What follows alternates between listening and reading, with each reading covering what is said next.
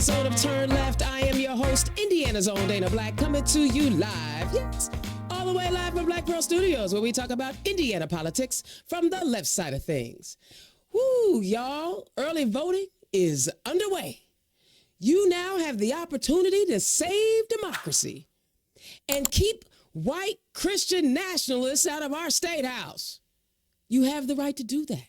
You can do it right now. Well, not right now, because I'm certain the city county building is closed. But you can go down to the city county building, cast your vote for people who believe that everyone has the right to exist just the way they are.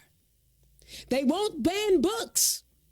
They want to take care of our public teachers and our public schools. They want women to have the right to body autonomy. You now, you out there listening to me, watching Turn Left, have the opportunity in Indiana to go out there and cast your vote and have your voices heard. We can do it, y'all.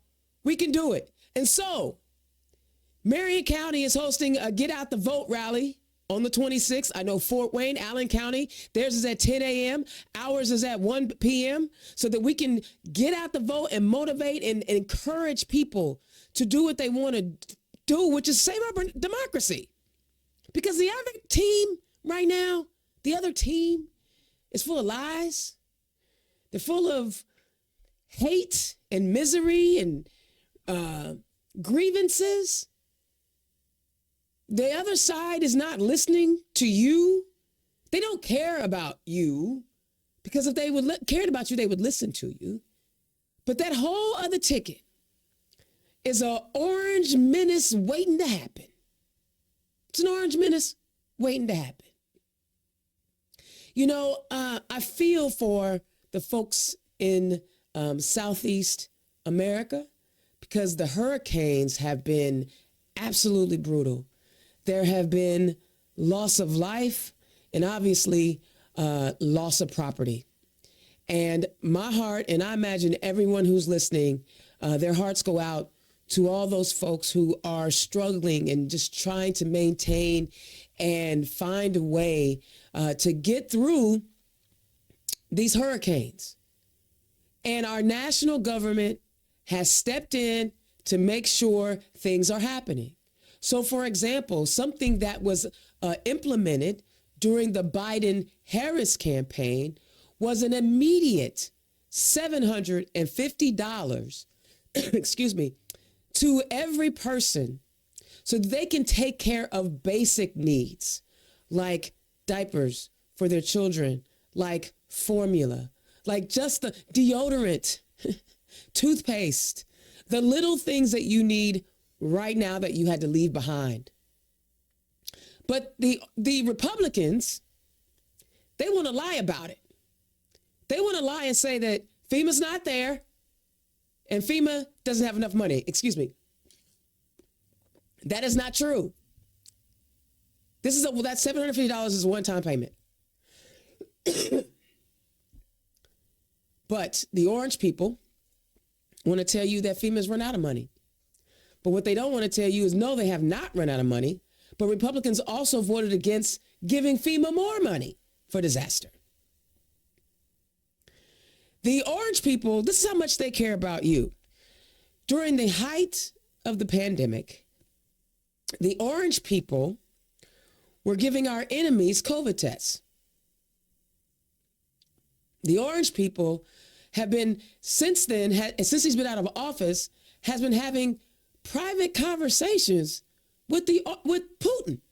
You know, the guy that decided that Ukraine doesn't deserve to be Ukraine and invaded that nation and is killing people. That's his homeboy. That's who he wants to be like. He wants to be an authoritarian. And Mike Braun, that's his minion. That's his minion. So J.D. Vance and Micah Beckwith are mirror images of each other. Except for one is a proclaimed white Christian nationalist, and then suggests that everybody else should be one too. So what I'm saying to y'all is this. Now is the time. We are at a turning point in the history of this great experiment. those of us who don't mind reading history recognize that this has happened multiple times in multiple countries around the globe. This is not the first time this has happened. It happened in Russia. It's happened in Italy. It has happened in Germany. And in all those cases, when the authoritarian has won, it didn't work out for some people. They literally tried to exterminate the Jews. It has happened in Turkey. Erdogan is now, whatever his name is now the tyrant in Turkey. We see what happens when we allow authoritarians to seize control of our nations. Your rights go down the drain. They go down the drain. And can I just come here. Can I talk to my white brothers and sisters for just a minute? I know if this election doesn't go the way that you think it should go, you're going to blame black people. And you're going to blame Hispanic people. And you're going to blame other marginalized groups. I know that's what you're going to do because that's what you do.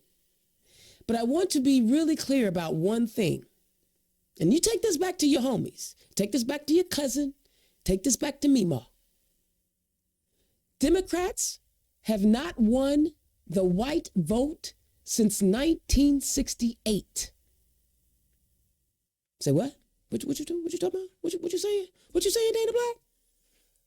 White people have overwhelmingly, as a majority, voted for the Republican Party with their Southern strategy, with their we don't want everybody to vote, with their violence against minorities who wanted to go to the polls, with their poll taxes, with their let's make private Social Security, let's put it on the stock market. Let's defund public education.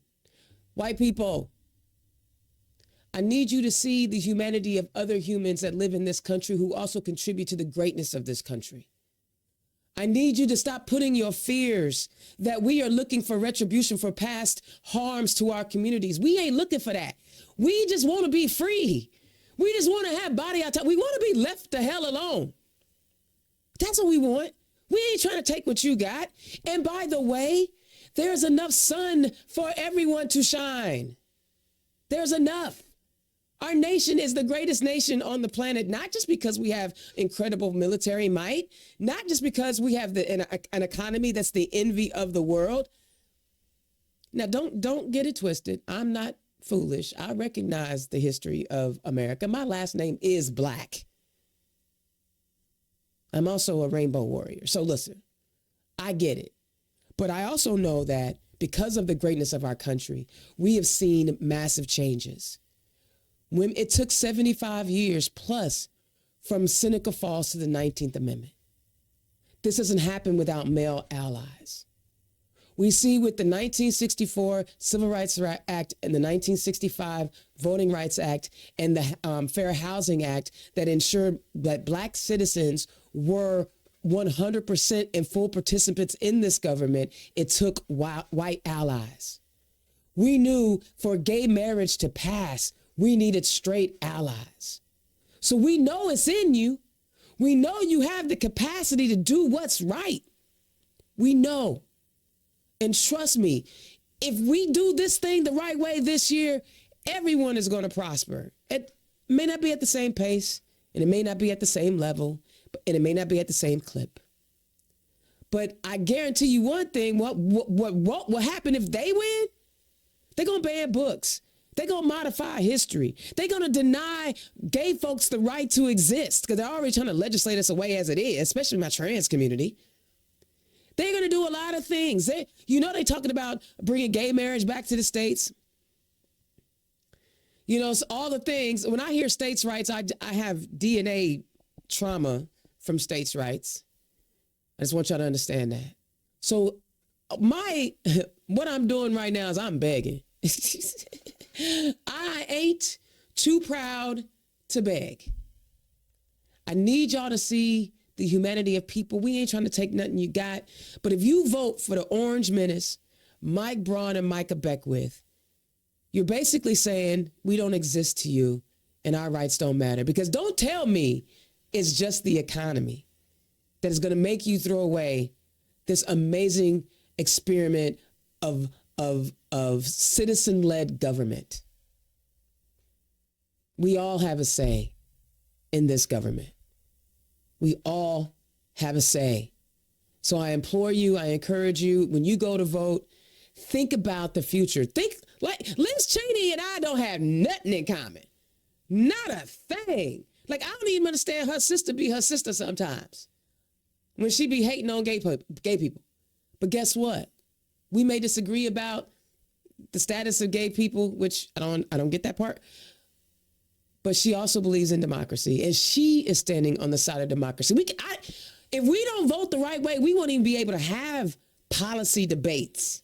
You do understand that, right? Oh, I don't agree with the vice president's policies.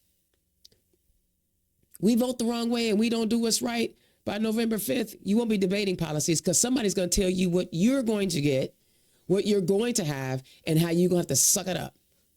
And Micah Beckwith has already started by putting his Christian panel together. You see, Oklahoma has been ordering Bibles. I didn't see anybody ordering any Qurans or any Torahs, but that's beside the point because, separation of church and state. See, we are not telling people that they can't have religion or whether or not they should be gay. But Micah Beckwith is trying to pray our gay away. He doesn't believe that the divine did not make any mistakes and made us just the way we are. He doesn't believe that you should have a freedom of thought and be able to read the books that you want to read in public libraries. He is a chaos creator. And Mike Braun, he just don't even care. He didn't even bother to wear a tie to his debates. He didn't even bother to. I wore a tie to the post-debate analysis. If I can put on a tie, he can put on a tie. But apparently he didn't respect y'all enough to do that. He feels like he literally just showed up and acts like all I got to do is stand here and breathe and y'all gonna vote for me. Let's do the right thing. Let's protect democracy. And let's move America and Indiana forward. All right? That's my rant. That's all I got. Other than the fact that Democrats, Jennifer McCormick got $600,000 from the Democratic Governors Association. They believe in us. Y'all know that Democratic or national organizations very seldom give us money. Jennifer McCormick got $600,000 to compete. And on October 13th, they're going to air on CBS 4 and Fox 59 at 9:30 a.m. the Attorney General debate between Destiny Wells and the worst Attorney General in the history of Attorney Generals, Ty Rokita. So check that out. It's going to be on In Focus October 13th at 9:30 a.m. They've already pre-recorded it, so you'll be able to check it out there. Again, we have a chance to change the direction of our nation and keep democracy in check. And let's hope you see the rest of us as humans as well. All right. Let's run some ads, y'all. Today's show is brought to you by Bohm's Unique Boutique. Click on the QR code. And for all Turn Left listeners, you can get a 10% discount on your order by using the code DEMOCRAT. Be sure to visit www.bohmsuniqueboutique.com. Democrats, are you looking for an affordable digital content creation solution? Then look no further than Black Pearl IT Solutions and Black Pearl Studios. Indiana's own Dana Black is providing many of the communication wraparound services any Democratic organization needs. No matter the size of the budget, Indiana's own and Black Pearl Studios have you covered. Just scan the QR code or visit www.blackpearl-its.com.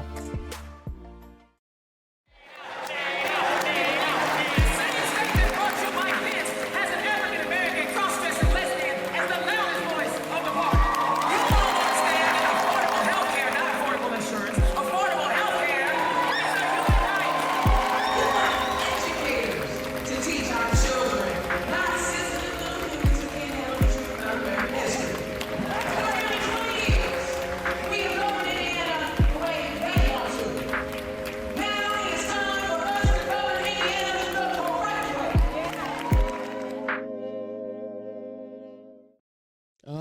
All right. Well, this is the best part of the show right here. This is when we talk to the guests. You know, I get excited when, one, I get to see two ladies who are saying, nah, we not finna take this no more. We gonna step up and we gonna run. First up, my first time having either one of my guests on my show, and I'm super excited about it. Running in House District 71, Wendy Dant Chesser. Wendy, Hi. welcome to the show. Thank you, Dana. Very excited to be here this evening. I love it. And y'all, you know I have a special place in my heart for District 88.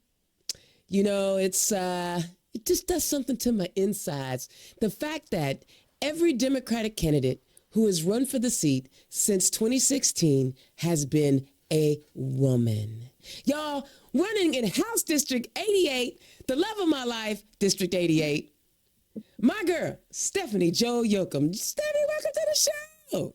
Hey, Dana, thanks for having me. Man, so, y'all, was there anything in my rant that resonated with you? Anything you want to mention? The book banning actually has come up a lot when I've been out canvassing neighborhoods, and I'm amazed but thrilled that people are saying no to that. Right? What about you, Steph? Everything that you said is like, flashes of what my reality has been running against who I'm running against. Jeter has been one of the number one people to attack our transgender community and advocate for no exceptions to the abortion ban and just use communities that are minding their own business as a tool and weapon for control. And you spoke so much to that. And that's just a reality for the person I'm running against. I'm glad you used that word control, because that's what it's about, right? It's not about helping people. I mean, y'all, what kind of human lies about the assistance people can get in the midst of a natural catastrophe? I was thinking about that too. So I grew up in Grant County, Marion, Indiana, and my father was a police officer there for a long time, and then he became the head of emergency management, and was for a very long time. And I was talking to him about this, and he is, I hope he doesn't mind me saying, but he's a Republican, more old school, I guess, Republican, I would say. But what he was saying to me is how dangerous all of this is, this narrative of that nothing is happening, because then people aren't taking advantage of those things like the $750 opportunity. If this misinformation comes out, people aren't taking advantage of it, and you're putting people in danger. Absolutely. Wendy, did you want to say something to that? Because those folks down there need our help, and Well, what is this the culture of lying? What does that say to our kids?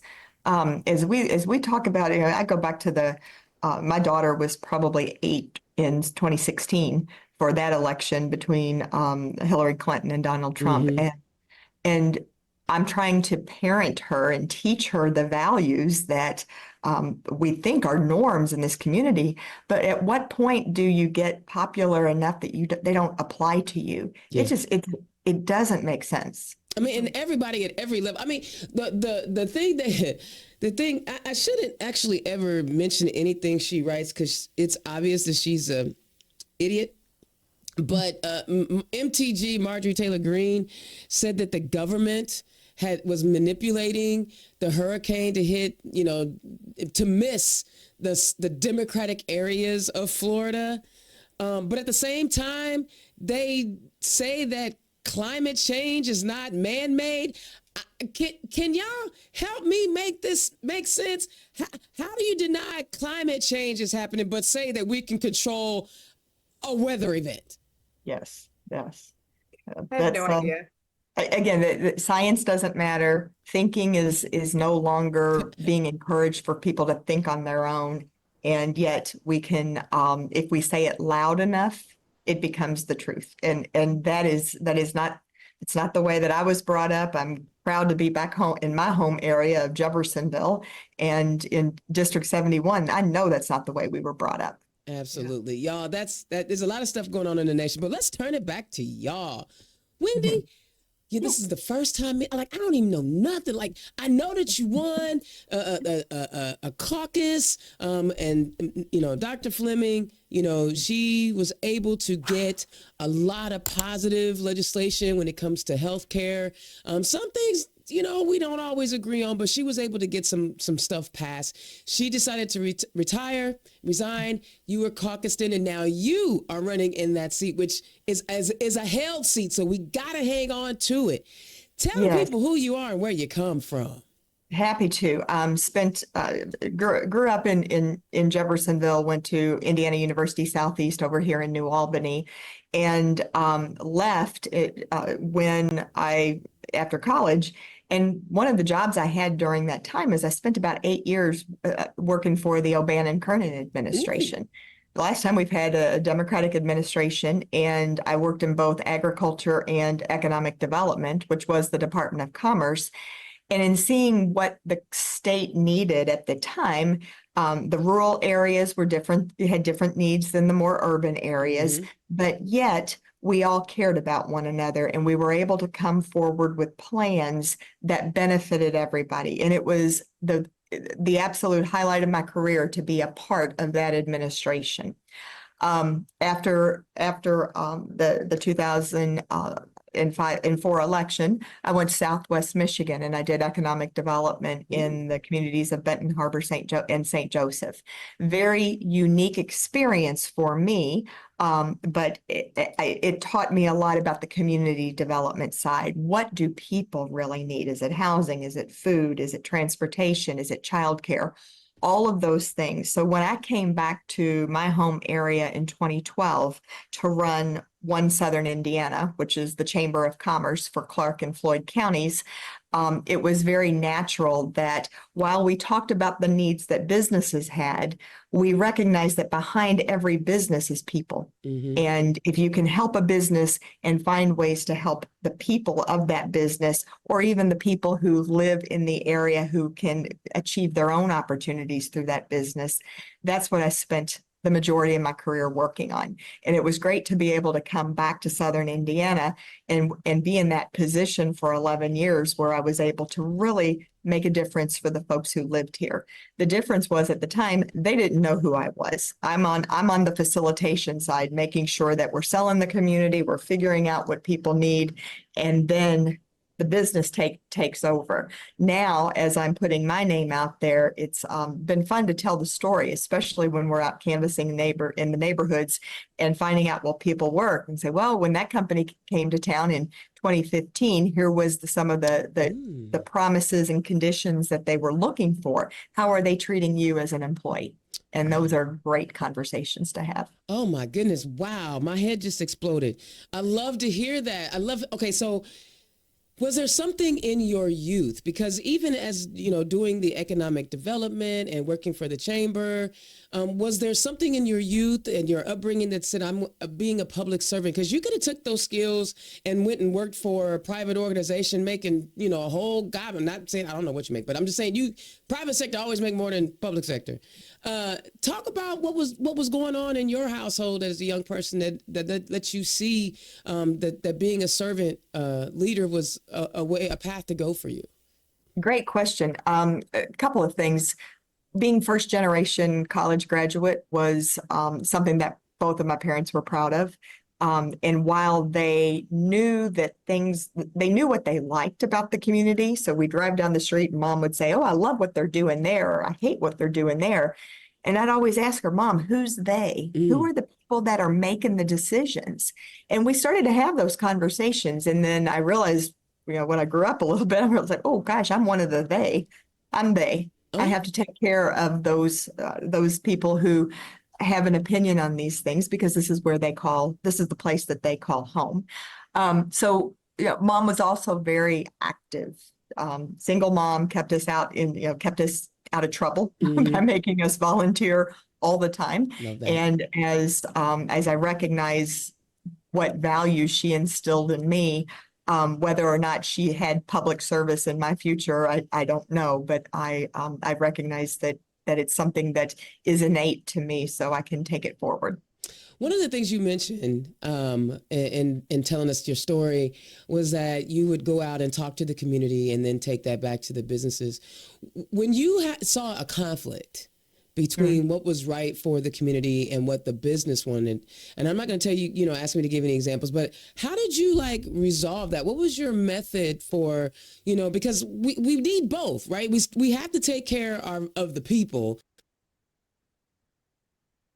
Work and get their stuff. It's difficult because the businesses often have the control, but if they're a lot of times it's not a malicious thing that a business does. It's they're unaware. They have management changes themselves, so they don't know what the situation was when they came to town or what the community asked or expected of them. So the big key, Dana, is to communicate to them. Here's what was done. Here's what was said. Here's where we are. We have a little bit of an impasse, or we have a difference. Let's not make it an impasse. Let's figure out how we communicate, collaborate, and get things done.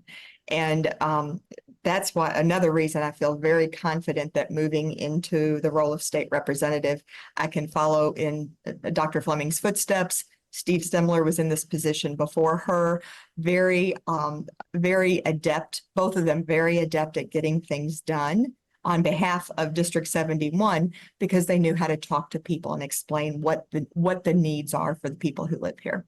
Man, I'm excited about continuing this conversation. Stephanie, tell the people who you are and where you come from. Well, sure. Wendy, it's so nice to meet you and learn so much about you. I was just sitting there thinking about communication and collaboration and the lack thereof at the State House, and just thinking, wouldn't it be amazing to bring those values there?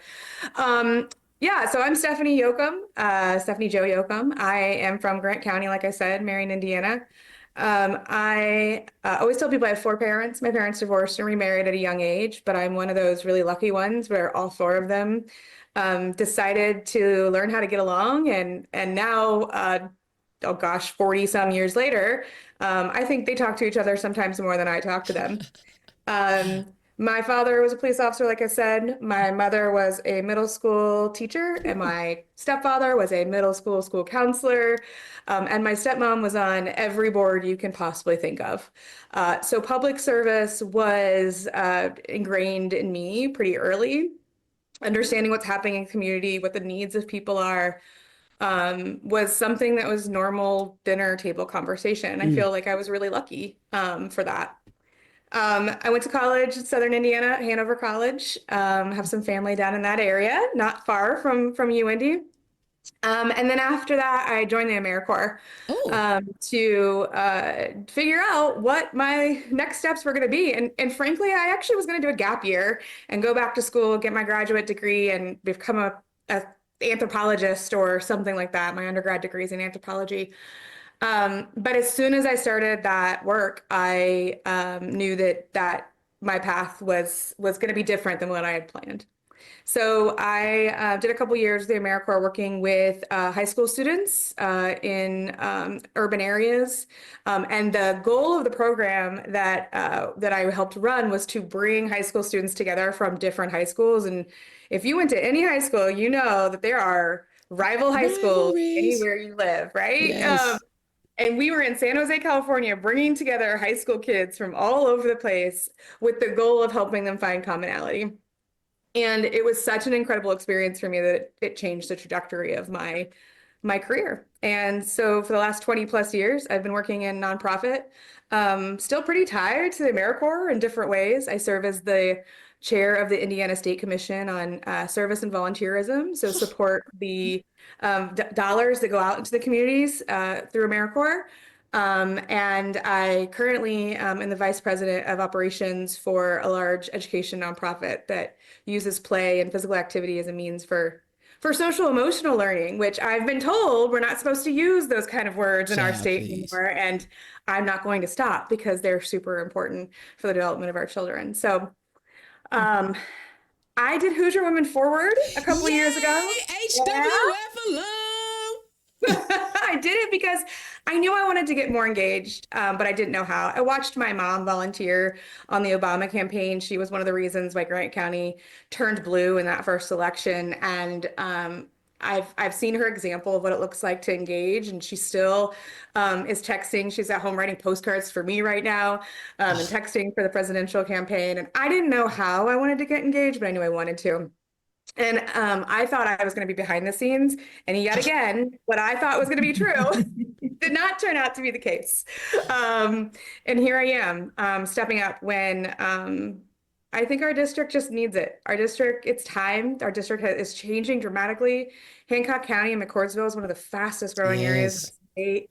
The diversity is growing. The vibrancy of this community is just expanding. And it's just really exciting out here. And you know, I'm in this to win it. So no matter what it takes, no matter how long it takes.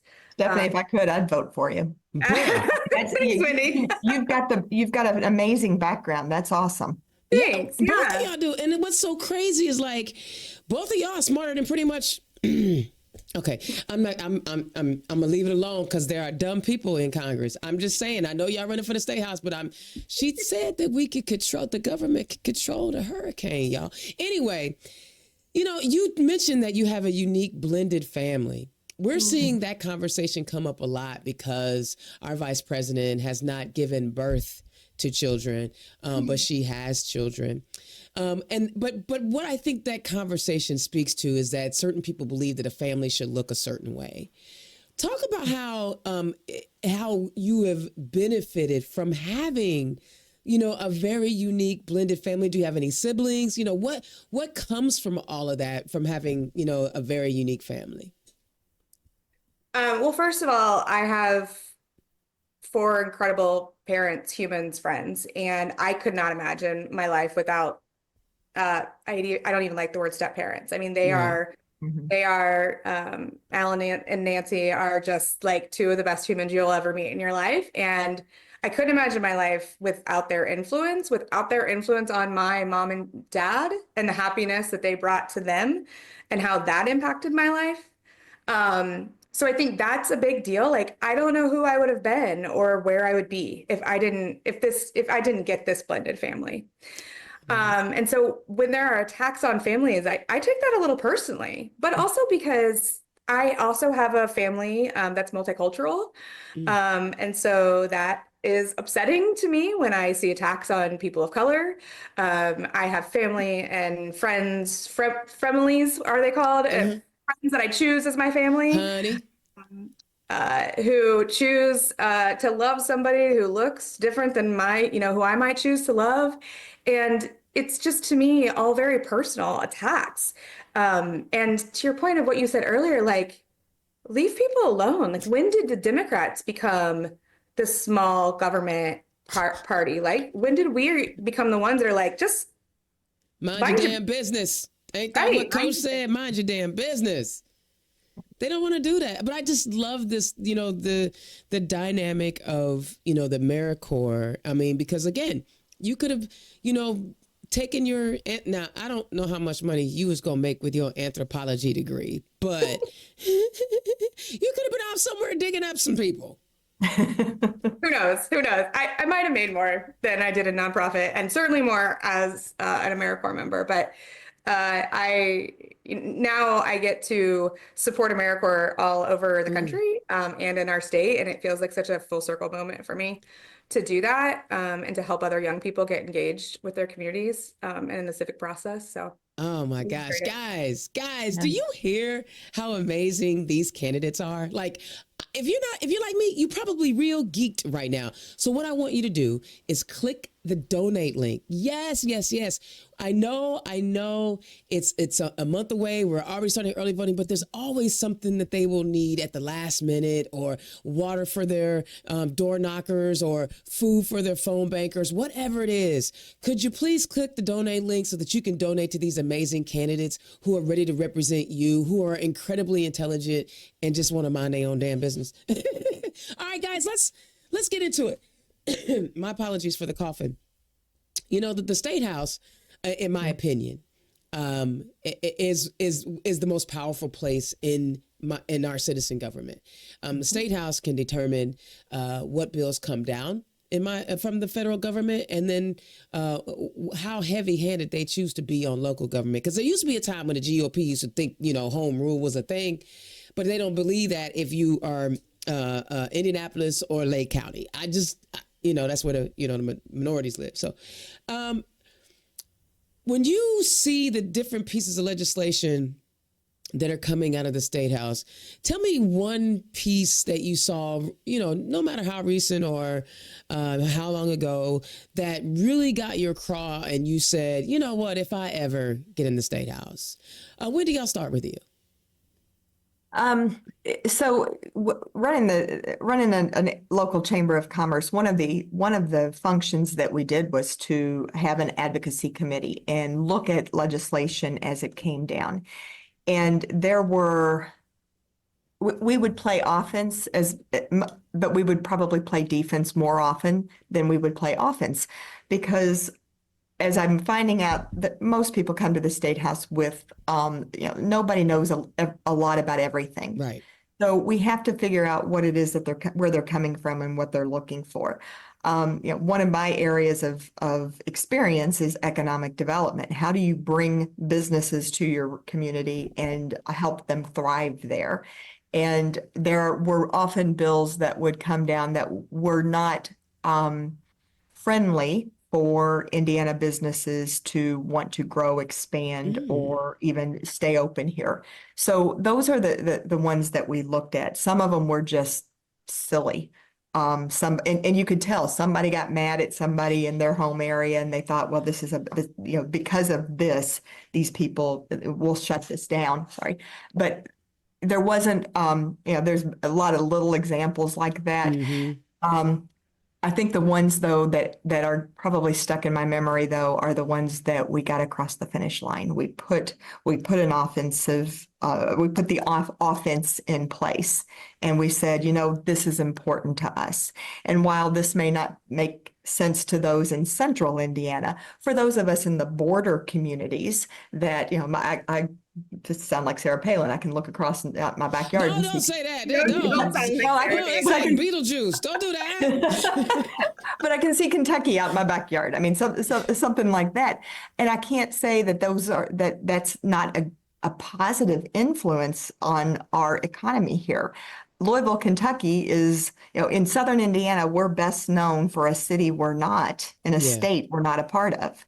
So we have to find ways to play in this region that is best for our citizens. We have people who work there. They have people who work here.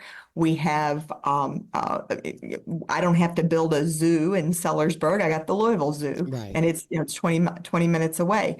But one of the real issues that came up was our hospital systems are very connected.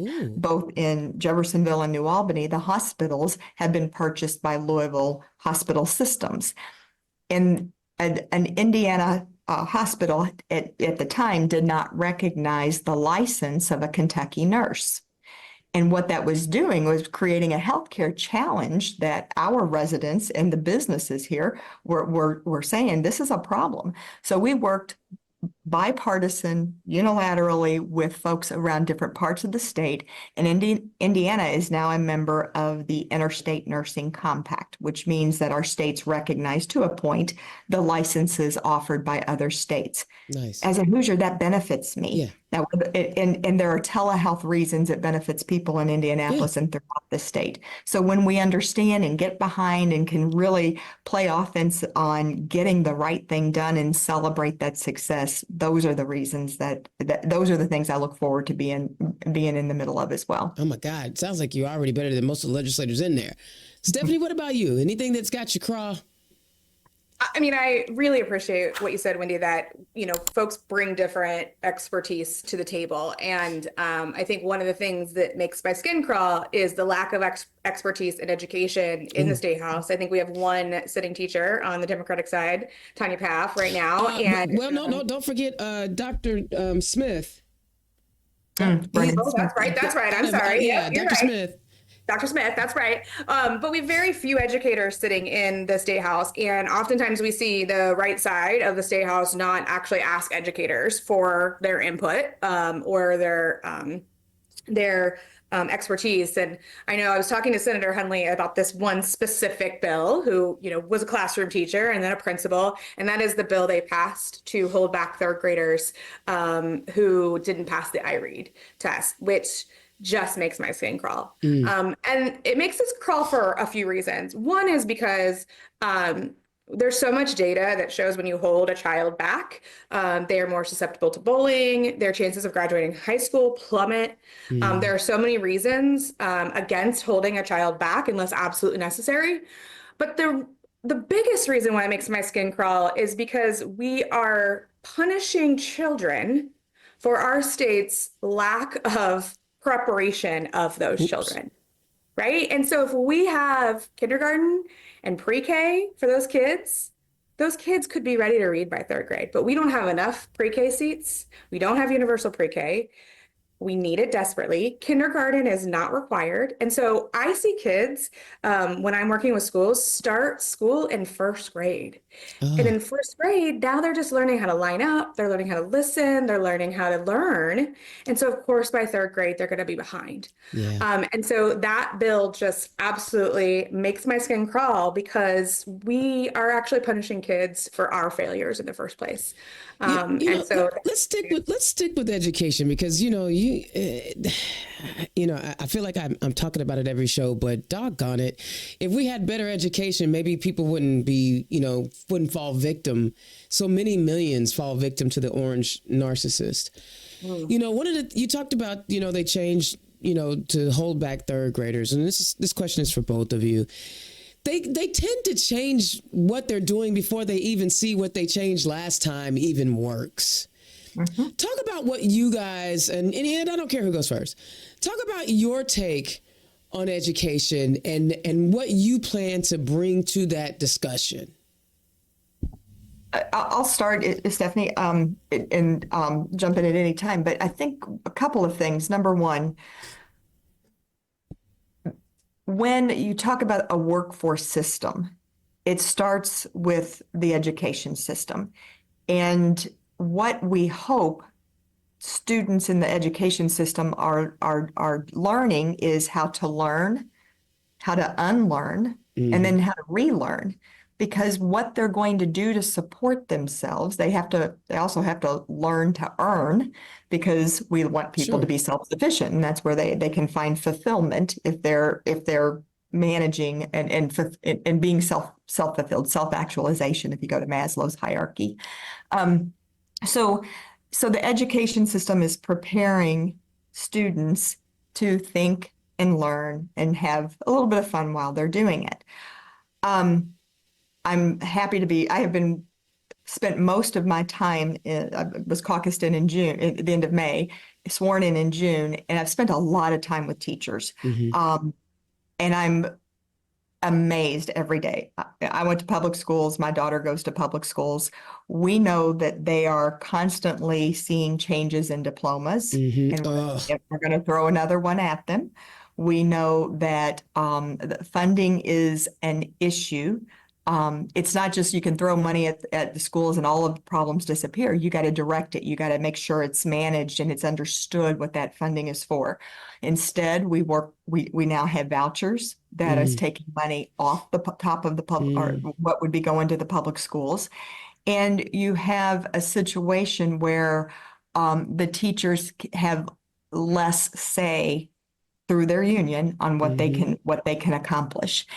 And so I just see us going backwards. And the public education system is too important. It's important to us as individuals. It's important to the businesses that are here, because they need people who are going to be able to fill their workforce pipeline. And they need people who are going to learn who know how to think. And we're doing a lot of things that I think are counterproductive to our students. Yeah.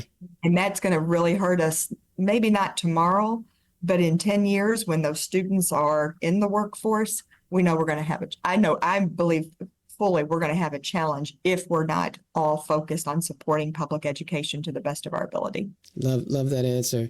Talk to us, Stephanie. I mean, yes, Right? double tap everything you just said, Wendy. I think as somebody who works in the social emotional space, this dismissal of realizing that kids need to learn, like you're talking about, Wendy, is really concerning to me. I think that everyone's bought in on, and I love the way you put that, learn to earn. I think people are bought into that, but for some reason we're dismissing this idea that that critical thinking is good. In fact, critical thinking apparently is become a bad phrase to use. And so those are, to me, it's parallel to other disinformation, right? Like, you don't need that, you don't need this, you don't need this, just this, just learn to earn. And I'm afraid we're just going to create a population of sort of busy bee workers who will be ready to work for the next 10 years. But what about the next 10 years after that, when everything changes dramatically, when technology changes, when Earth changes more, and they won't have the capacity or ability to learn how to learn something else, right? And that's literally what happened with Carrier when, remember 2016, Carrier was leaving and the Orange Menace lied and said, I will save your jobs if you vote for me. And then they moved anyway. We didn't have a plan in place for those folks who lost their jobs. What was their plan to retool them? Yeah. The statistics show that entry-level jobs are the ones that change most rapidly. And some of them change into more technology-based, some of them change direction, some of them go away. And until we're truly giving folks the ability to choose a pathway, and we're working with our school system here and have been on helping kids see the application of what they're learning. Why do I have to learn fractions? Well, if you're in construction, this is how fractions are used. Or if you're in biomed or engineering or public safety, whatever choice you have, give the students an opportunity to see that in action, and that it'll inspire them. But the first proposal that the Department of Education gave on the graduation requirements, in my opinion, and I was very vocal about it, took it way too far. It was requiring every student to get, every junior and senior to get workplace learning experience.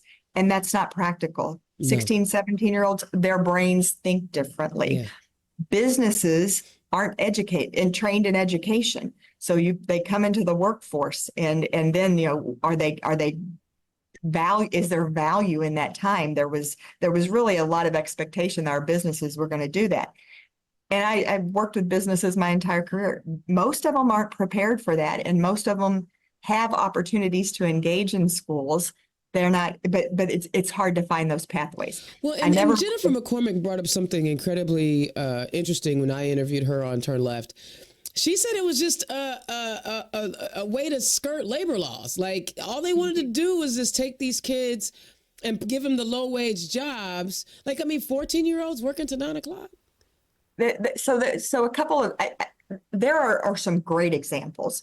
We have a hospital here who has a 3-year apprenticeship program. So juniors in high school are entering into this program, and they'll be employed, and they'll have an employment for a year after college. And then after high school, and they will end with an apprenticeship in an area that they choose. That's wonderful. Yeah. They have 10 students that are selected for that type process.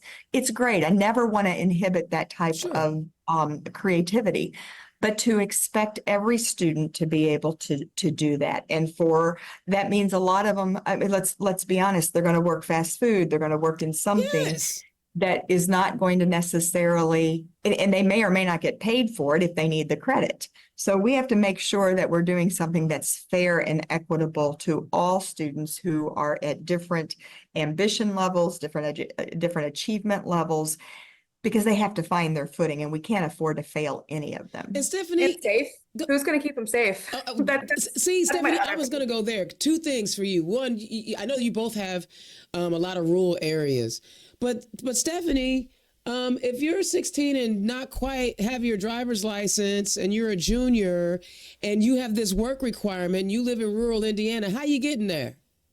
I have no idea. And also, how are you going to guarantee that you're going to keep my kid safe, right? Yeah. We know that there are instances of, you know, all kinds of things in workplaces amongst adults, and then you want to put a minor in those situations, and sometimes the only minor in that situation. Yeah, I'm with you. It didn't even feel well thought out. There are an incredible amount of examples, like the one you gave, Wendy, that help kids get to the next path. The other thing I think about is I thought I knew exactly what I wanted to do. And I learned very quickly I didn't. And luckily, I had an education that was broad enough that I didn't actually have to go back to school to learn how to look at a budget. Like anthropologists don't look at a lot of budgets. I mean, probably a little bit, but not the way I have to in an operation position. But because of my broad education, I already had a little bit of background in a little bit of everything, right? And I get so concerned that when we narrow the focus for our students, that we take away some potential opportunity for them. I love the opportunity that they can do this apprenticeship through this hospital, but do they also have the background that at some point in time they decide they want to go to college, that they can then pivot and do that as well? And to me, that is super important to keep their choices open for them as well. I love Dana, that. I hope your listeners are following. The second proposal for the graduation requirements was much, much more reasonable. Dr. Jenner listened to several of us, but it doesn't answer all of the concerns. So they're in the process of developing the rules for what the second proposals of diplomas are coming will be. And then they're going to have a public comment period. My concern, here we are sitting on October 10th, and this by statute has to be finalized and approved by the Department of Education by the end of December. So we're coming up, we've got just over, or excuse me, less than 2 months to really dig into this with a couple holidays thrown in. We need to let everybody know when these rules are issued and there is an open public comment period. We have to make sure that parents, educators, employers, that we all have the opportunity and take that opportunity to have our voices heard on this. Child, I'm pretty sure that meeting will be at 10 a.m. somewhere. Then we'll be there. I will say, to me, this was an example of people showing up and making their voice heard. I mean, the amount of feedback, both online and in person, that was provided. I think people are ready to be heard, and I hope we see that in the election. But even though I was upset about that first proposal, I was very excited about the energy people had to make sure their voices were heard. I love that. Let's pivot a little bit, because I end up talking about education way too long, and it's an hour-long show. But honestly, if you don't educate people, everything else falls by the wayside. The type of health care they're going to get falls by the wayside. Where they can live falls by the wayside. Their children's education then falls by the wayside if we don't take care. That's why it's so important. But I want to talk about something that Brian dropped his public safety plan. I'm not going to go into details about it. You guys can Google that. But it's interesting how, Republicans only care about, police officers when they're not trying to overthrow the fair election. Okay, let's just be clear. But public safety, it's there's reality and perception, right? The reality is crime is going down. All levels of crime are going down. Yes, there was a spike at the end of COVID for multiple reasons. Desperation make people do desperate things. But crime is coming down. And there is this notion that Democrats, we don't care about law enforcement. Hello, there are Democrats in law enforcement, but people are dumb, and I shouldn't say that. My mother told me some people just don't think broadly about things. Right. Public safety is going to be at every conversation you find yourself in. I'm going to start with Stephanie this time.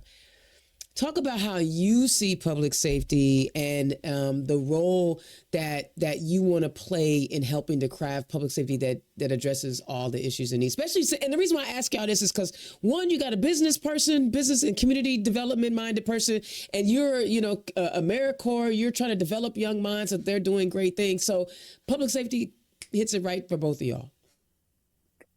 Yeah, well, public safety hits me in the heart. My dad was a police officer my entire life. Yep. And I know what it feels like to have your parent or your loved one be in that line of work. And in fact, when he retired, I made him give me his badge, and it's set in wood upstairs in my room, so we can't have it back. Love that.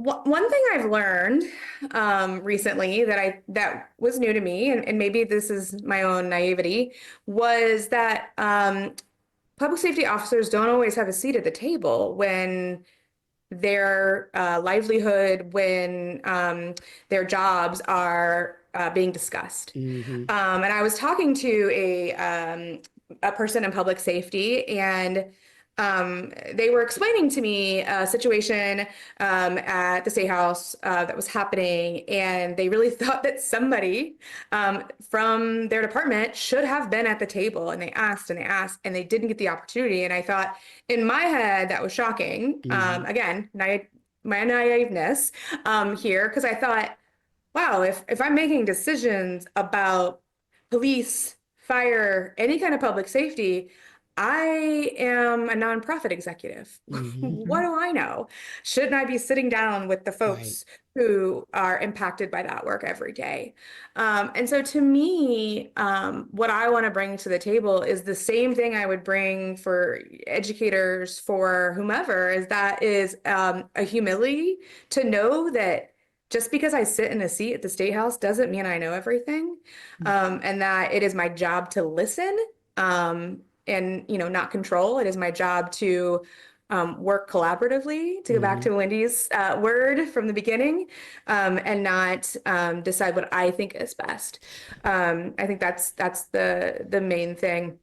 I think the other thing too is that I really believe that we have to work on the relationship between the community and public safety.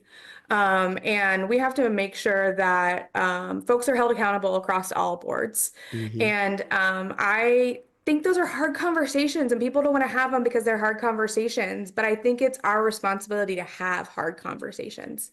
And so I think that's the other thing that I won't shy away from. I don't shy away from hard conversations. Talk to anybody I work with. They don't always love it because I'll bring it right up.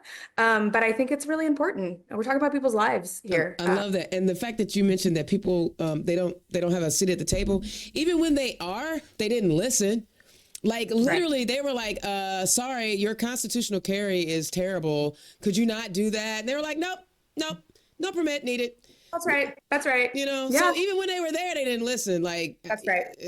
Wendy? My dad was like, took away such an important tool for us to take away permitless carry. How do we know? And I just remember thinking like, why would you do that to this our public safety officers? And see, for me, it was always, if you pull me over, you don't know if I have a gun or not. And as someone who fits the description with the panicky chicken shit police officers, I am target practice. Because they don't know. I didn't know if she had a gun or not. I don't know. I didn't. So think much layers of danger. Yeah. Yeah. I think about as how many Black and brown lives are going to be lost because the police officers who's already a chicken and shouldn't really be in uniform anyway is going to be like, oh, I didn't know if they had a gun or not, so I was in fear of my life. Wendy, talk about public safety. So a couple things on the personal level. My daughter does not look like me. And I have had to go to friends who are of color and ask, can you talk to her about how when she is driving, she will be, if she gets pulled over, what she needs to do? Because my way of doing it, I've never, ever felt like my life was in danger if I got pulled over.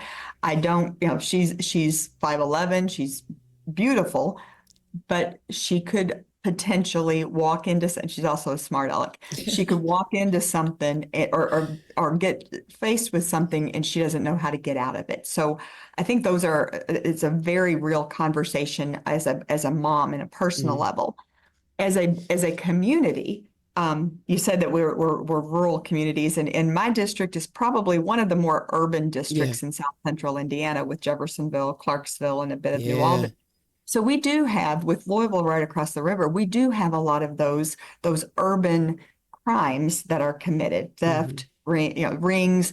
And it's important for our businesses. I go back to what I know. It's important for our businesses to have a good relationship with our public safety officers. One of the biggest challenges that the police chiefs as well as the fire chiefs have shared with me is recruiting talent. They too are struggling with some of these workforce challenges, and they want the best of the best. We want them to hire the best of the best. And so things like protecting the pension fund, the 77 pension fund that both of those, both police and fire pay into, those are things that when we get folks who are thinking about longevity of their careers, they're going to take it seriously because they want to make sure that they're doing the best, getting the best people, so that we can tell our citizens we have not only good services but the best services. So those are going to be important to us. Well, it's interesting. What's interesting, being down there by Louisville, I imagine the last couple of years have been a little different, especially, if you have a brown child, and they don't have to see them. You could be sleeping in your bed and they take you out. But you also are thinking about the growth of the community and protecting the community. Again, you find yourself walking that fine line. But you were going to say something else. I'm sorry. I just had to bring that because you just. No, I'm glad you brought that. You brought it back to that because again, Breonna Taylor saying I have Breonna Taylor. My daughter and I had conversations. Here's what did she do? Well, she got out of bed in the middle of the night because somebody was beating her door down. And when you have that conversation with a young kid, it scares her. And I don't mean to scare her unfairly, but she has to know that the world is not as safe for her as at least as mom would like it for it to be. I love that, and both of you are you as white women, you're typically characterized in our American societies as damsels in distress, and you are to be protected, and you're waiting for your knight on the white horse, right? I get that, but having members of your family who are not in that demographic, do you believe that it ultimately contributes to your political philosophy? Because it's not just how you see it, it's about how others see it too. Stephanie? Absolutely. 1,000%. I think one of the best decisions I ever made after college was moving to California and spending 10 years there, and experiencing cultures that don't even exist in that level, like that big here, or didn't at the time, and being exposed to so much diversity changed my the way I operate at a very young age. And I still had a lot and still do have a lot to learn and unlearn. And then coming back here and being part of this community, doing the work I do in schools, with my staff all across the country, the reality for me is that Indiana as a state and the folks, the State House, are still very much representing one cohort of people. And the reality of it is, Dana, if the State House stays red, if the country stays red, that might not be true. Let's stick with the State House. If the State House stays red, I will probably be okay, right? I'm a middle-class white woman, white husband, white child. We will probably be okay. That is not true for everyone. And I see it as my responsibility as just a member of the community to use my voice and whatever else I might have to raise that up, because in my vision, if some are not okay, then all are not okay.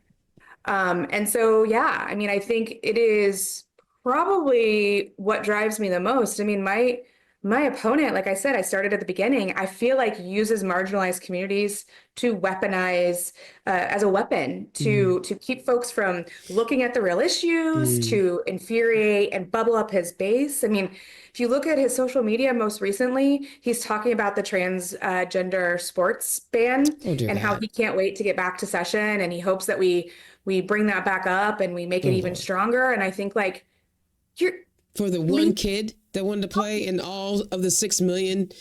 That's right. Yeah. And we've got other huge issues. We have fraud and Medicaid and children with disabilities whose families don't have the resources they need because likely because of that fraud. Because right? they lost And we're $750 attacking million this and they won't even go and get that. But that one trans kid that might want to play basketball. Okay. Yeah, the priorities of what's really important to most Hoosiers is not discussed and debated to the extent of it could.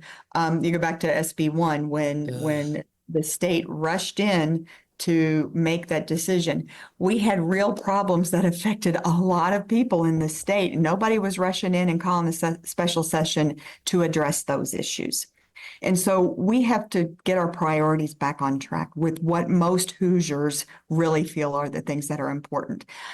It's not which books to ban. It's not who to keep marginalized. Instead, it's how do we make those incremental changes so that all of us can find the opportunities and pursue those opportunities that we hope for. That's what makes us happy. Yeah. And that's what makes Indiana successful. Yeah. And so shame on us for not getting our priorities on it. And to live without fear. I feel like, to me, that's the last thing, is everyone should get to live without fear. Ooh, and see, I'm so glad you said that, because literally that's all they're using to intimidate people. So I made I made a post about our Get Out the Vote rally. Excuse me. And I used Facebook to advertise it. So I paid to get it out to a 25-mile radius so people want to come to Marion County and get out the vote. And the hate from people who would never come to the event and the nonsense they spew. But like, I'm like, bro, you think I'm scared of you? Like, I'm a survivor. I'm a descendant of the survivors of the Middle Passage. We lasted through 400 years of slavery, another 100 years of Jim Crow. You think you scaring me behind a keyboard? But I also know that I don't have children. My parents are gone, and I don't have a legal spouse who actually lives with me. So I can be a little bit more out there without fear of something happening to my people. But the thing of it is like, I go to these counties and I talk to these folks, and they are scared to be Democrats in their own community. And I'm like, y'all got to stop that. Like, if I can show up in your community and I increase the minority population by 100% and come talk to y'all, then you can go talk to your neighbor. Y'all may not agree, but I know y'all can find common ground because y'all live in the same community. Like, ooh, I'm sorry. My bad. I got on my soapbox for just a minute there.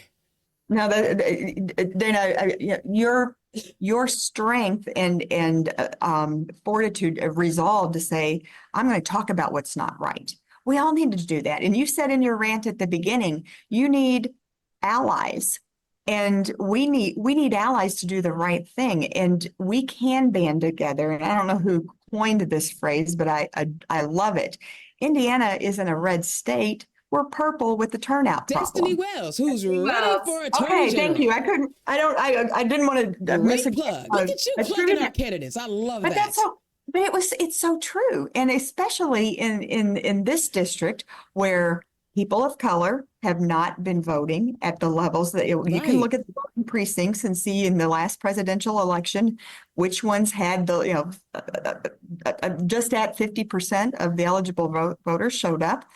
We're not embracing that vision that they have, or at least helping empower that voice we know that they have, and we have to find an opportunity for them to use it. Yeah, I think the one thing too that we have been fighting against in our district is the narrative that I feel like the Republicans have been very successful at, that we are a red state, right? Destiny is absolutely right. We're not, if you really look at the data, but it has been successfully driven into people's brains that we are. And so folks feel disenfranchised. And so much of what I do at doors is talk to folks and be like, no, you're not the only one. You got about 10 on your street. You might want to start talking to your neighbors a little bit more. Hello? Or you might want to put out a sign so that somebody else will be like, oh, hold on a second. And I think we're just going to have to do more of that. I keep telling everyone, pick one thing that you can do every day. One thing. I don't care if it's make 10 calls. I don't care if it's write 5 postcards. I don't care if it's just go talk to your neighbors as your one thing. But we have got to start talking more and really dispelling this myth that there are no Democrats, or for that matter, just folks who want more balance and more common sense and less chaos at our state house. Yeah, and you know what? I also try to find people's pain points. And then I point to a policy that is creating that pain point, right? Because see, that's people they want people to solve problems. Mm-hmm. They want folks to solve problems, not create problems. Like, you know, you listen to the debate between Rainwater, McCormick, and Braun, and Rainwater wants to essentially eliminate state taxes, and without thinking about the repercussion to local government and what that looks like. Like, bro, you think it's cool just to sit around and smoke weed and not pay taxes, but you're not putting a snowplow on your Tesla. Mm-hmm. You don't have a garbage truck that you pulling behind you to pick up garbage. So what are you? Yeah, these people, guys. Oh my God, I want to get on. I want to do one more thing before, these conversations go by so fast, and I swear to God, before you leave, I have to correct something I said on education, if I can. Yeah. So I hadn't checked it this week, but the Department of Education has created a stakeholder feedback form on the new proposals on the proposal for redesigning the high school diplomas. So it's on the Indiana Department of Education website. If you in the search bar do redesign high school diploma requirements, you get it all on there. So okay, we're gonna everybody knows that. Yeah, I love that. We're gonna share that with the people. Okay. Last questions before I get to close. You know, the beautiful part about owning your own studio is that if you run over, you just run over. When you guys are out knocking on doors, or, you know, as you are crafting your campaign, there are usually about 3 issues that speak to your campaign.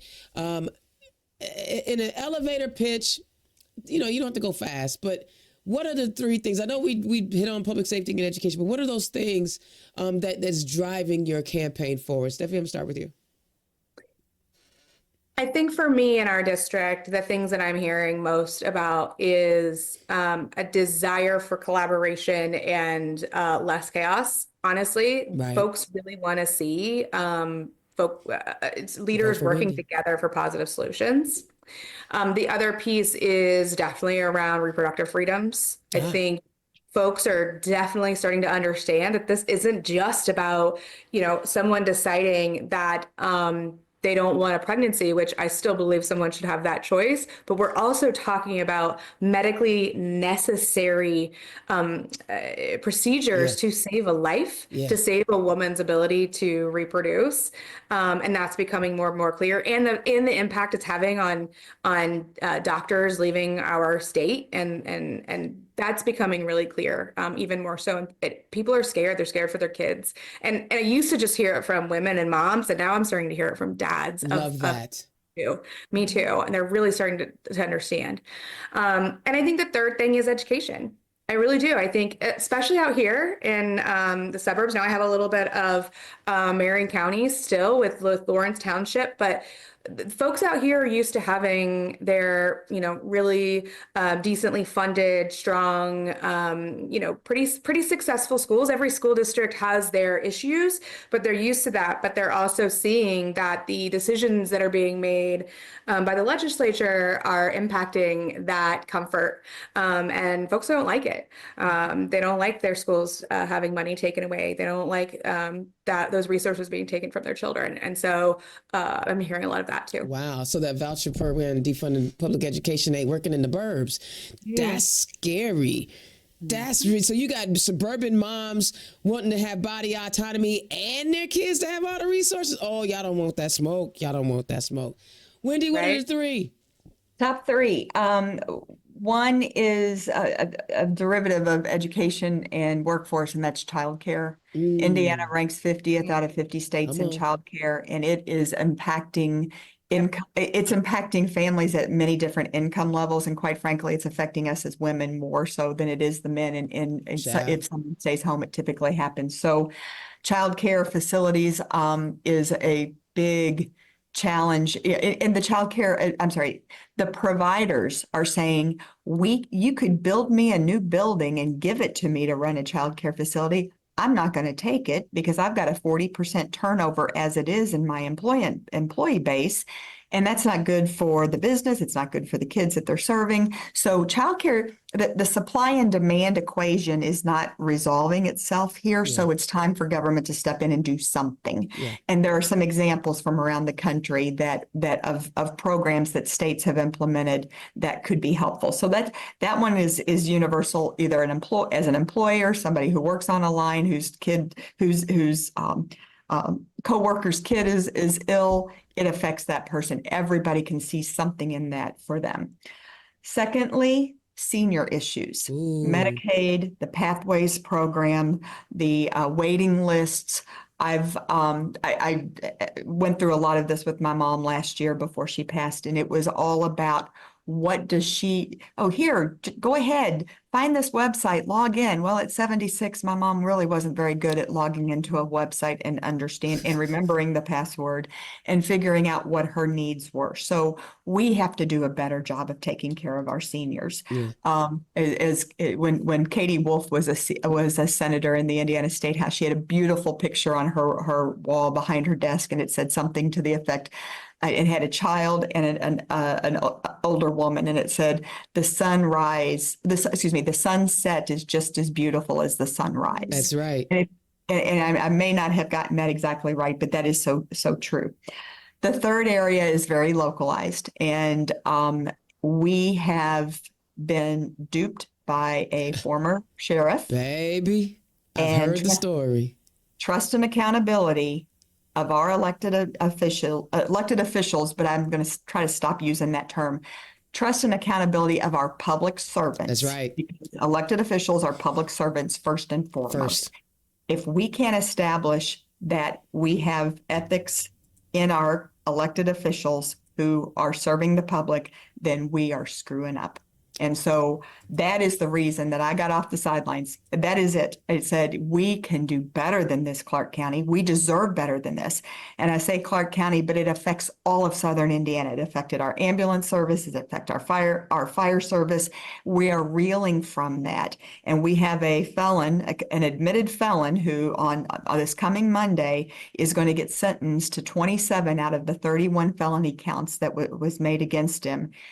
And we can do better than that. And that's Absolutely. that I get very animated about that situation. As you should, because he stole from y'all. He stole, and he is pulling so much support that we have received in growing our economy and doing things the right way. We could take 6 steps backwards because of one person's greed and the people who turn their eyes away from it. Yeah, and I've heard a lot. I've heard about him from every candidate that I've interviewed from that area. Not only are they disgusted. I first heard about it from my good friend Miguel Hampton. He was the one that's my little bro. I love him. I didn't know that. Well, I'll send him a text as soon as we're done. Yeah, that's my little bro. I am crazy. Like, I have to tell his wife, thank you for letting me love on him like I do. Like, that's how much I dig him. Hey, but back to your senior thing. This was kind of posted today. A lawsuit was filed by 20 states challenging federal rules mandating higher staffing levels in nursing homes, alleges the facilities will be forced to close. No. The Biden administration said, look, y'all are not doing well. And the residents and the family members of residents are saying that the staffing levels are too low. You know, my person is being neglected. They're not getting the care that they need. And the nurses and the nursing facilities are saying, we can't meet these. we can't meet these requirements. And so now we're in, and of course, Todd Rokita is always wanting to put his nose in some shit. Excuse me. We have a situation where what's best for the resident and the resident's family and what's best for the facility. So hopefully when you get in there, you will be able to have those real conversations about, sunsets. And I'm gonna be honest with you, whenever I book a vacation, I always book my vacation on the west side of the island because I want to watch it get sunset. So Indiana's own Dana Black turned left. We just had one of the best conversations with, I shouldn't have to quantify it, but my God, just intelligent women who are on the ballot. Wendy, Dant, Jesser, who was running in District 71, House District 71, and Stephanie Jo Yocum, who was running in my old district, which has now been redrawn, and I can't even call it that anymore. But as long as I still have paraphernalia from 2016, it will always be my district, District 88. Guys, tell the people, Wendy, tell the people where they can find you. Sure. I have a website, and it's all three names, wendydantchesser.com. And the most important piece of that website is if you have any questions or want to reach out, please do so through the website. It comes to me. We will get back with you. And do you have any events coming up that people need to be aware about? No, we are doing a lot of canvassing. Our Get Out the Vote is mostly door to door, and we have a good effort in the 9th district down here, 9th congressional district, to get that done. I love that. Stephanie, tell the people where they can find you. Yeah, StephanieJoYocum.com. Same as Wendy, you reach out to me through that. It comes straight to my inbox. That's really important to me, that I see every outreach. I'm on the socials, the Facebook, the Instagram. My team made me get on TikTok, which is new to me. Even I ain't done that. It's an interesting place to be. And we do have a super volunteer event coming up on September 19th. We're going to have some pizza together at noon. September 19th? September. No, October 19th. Yeah, September was last month. I'm tired, Dana. Child, I know. I mean, running for office ain't easy, y'all. That's why I'm so grateful. And see, this is what I try to tell people. I get frustrated when folks ask me, who is the party running for this and who is the party running for that? No, somebody has to be willing to give up their life for 18 months to do this. This is not, this ain't, this ain't I hope they pick me. No, this is, you have to be committed. And so I applaud you. And like both of y'all have real jobs. You have families. You have a husband. Well, I don't know. I'm assuming y'all have spouses or partners or friends.